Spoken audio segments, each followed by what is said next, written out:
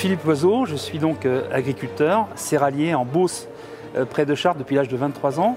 Je suis également député européen dans le groupe ENL. Je connais bien les problématiques agricoles. C'est une passion pour moi, je suis un amoureux de la nature.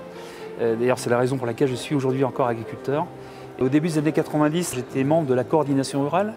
Et c'est à cette époque d'ailleurs que j'ai adhéré et milité au Front National suite à un discours de Jean-Marie Le Pen qui parlait justement de cette politique agricole qui était très grave et dangereuse pour notre agriculture.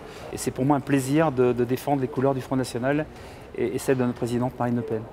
Je suis le coordinateur du groupe ENL pour les questions agricoles. Je suis donc membre de cette commission agri avec mon collègue Édouard Ferrand. Nous participons tous les deux très activement justement dans cette commission, mais également en séance plénière.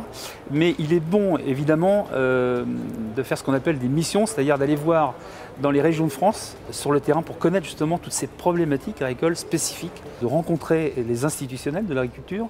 Je pense au président de chambre régionale d'agriculture, mais aussi les responsables des syndicats agricoles, bien sûr les agriculteurs et tous les professionnels de l'agriculture. Ça nous aide bien entendu à étayer nos interventions en commission.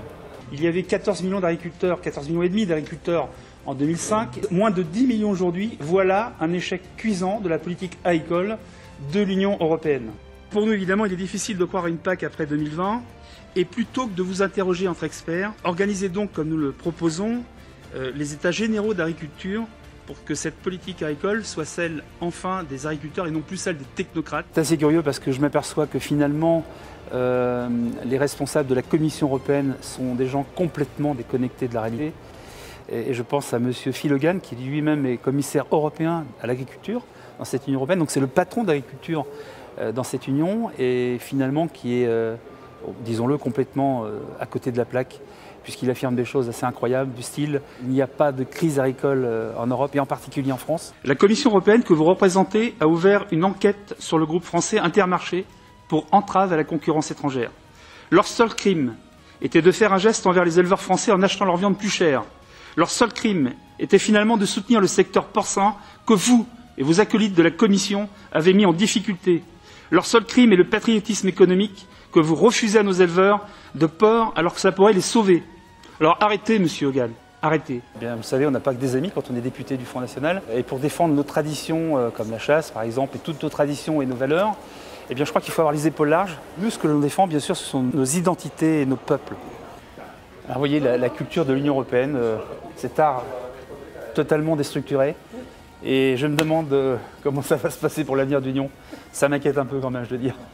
Alors ici, dans cette technocratie désincarnée, ont été prises des décisions à l'encontre de nos intérêts, et en particulier en ce qui concerne notre agriculture, puisque des sanctions avec la Russie ont été prises et qui ont pour incidence directe, effectivement, des pertes de marché énormes, ce qui est dramatique, évidemment, pour nos agriculteurs.